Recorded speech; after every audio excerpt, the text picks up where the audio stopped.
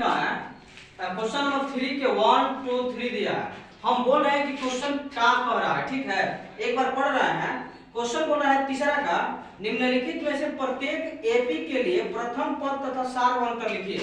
यानी इस क्वेश्चन का नाम है कि आप ये श्रेणी को जो है, यानी ये इस एपी के श्रेणी को जो है प्रथम पद एवं सारवंतर लिखिए। प्रथम पद को हम किससे सूचित करते हैं? ए से। यानी ए का मान बोला है निकालने के लिए, और सारवंतर कर इसका मतलब डी का बोला है निकालने के लिए। ये क्या बोला है? अब बोला है कि निम्नलिखित एपी के, इसका मतलब कि कौन सी में है? एपी में है। एपी का मतलब होता है अरिथमेटिक प्रोग्रेशन, मतलब समानांतर श्रेणी।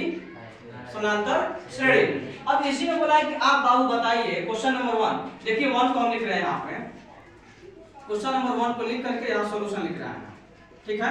ये लिखा है 3 1 -1 और -3 डॉट डॉट डॉट। अब बोला है कि आप प्रथम पद लिखिए।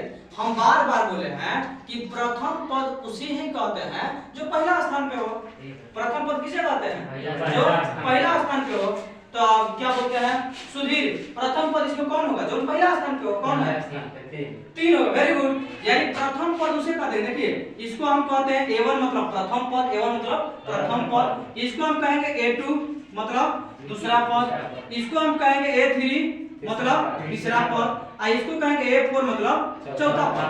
हम जानते हैं कि जब पहला स्थान पे अंक रहे श्रेणी में उसे प्रथम पद कहते हैं। यही ना बोला गया प्रथम पद निकालिए। A का मान कितना हो जाएगा? 3 हो जाएगा। और यही ना प्रथम पद है। A का मान 3। अब बोला है कि D निकालिए, सार्वअंतर निकालिए। D को हम क्या कहते हैं? सार्वअंतर।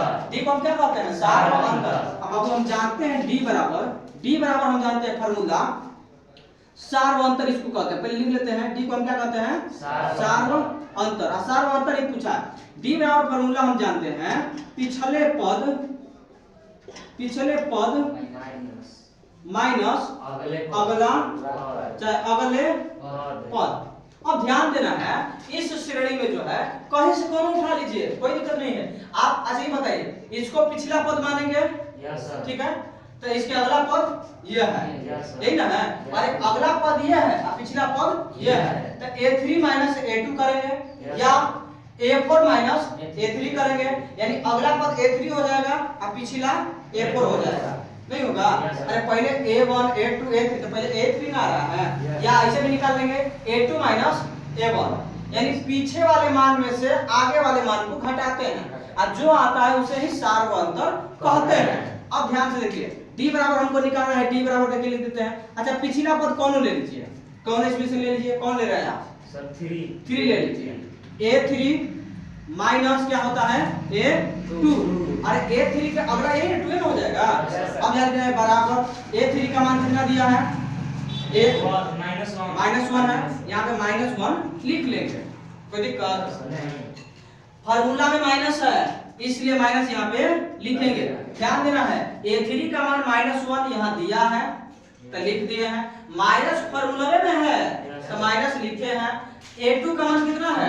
1 है। Very good. अब 1 लिख देते हैं। अरे 1 प्लस में है, 1 प्लस में है, ध्यान देना है।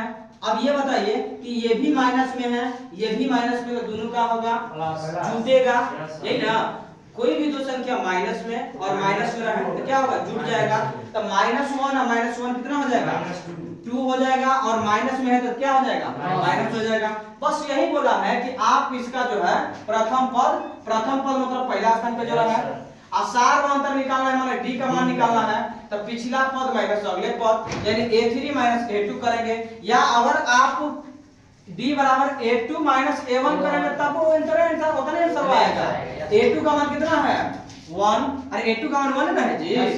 माइनस फार्मूला में तो माइनस लिखे हैं। A1 के मान कितना है? 3, तो 3 लिख दिए। नहीं, A1 का मान कितना है? 3, ठीक है। तो अब बताइए कि 1 में से 3 घटेगा? 1 में से 3 नहीं घटेगा। हम 3 में से 1 घटा लेंगे तो क्या बचेगा? 3 में से 1 घटेगा तो यहाँ हम लिखेंगे 2। और इन दोनों में बड़ा कौन है? 3। और 3 माइनस में कि प्लस में? माइनस में। तो जो बड़ा रहता है उसी का चिन्ह देते। अच्छा ये भी बताइए, D का मान -2 आ गया, ये भी D का मान कितना आ गया? -2 आ गया। तो यही जो है इसका सार्वअंतर हो गया। अरे इसका सार्वअंतर ये क्या हो गया? प्रथम पद, ठीक है। अब आगे देखिए, रुक दीजिए।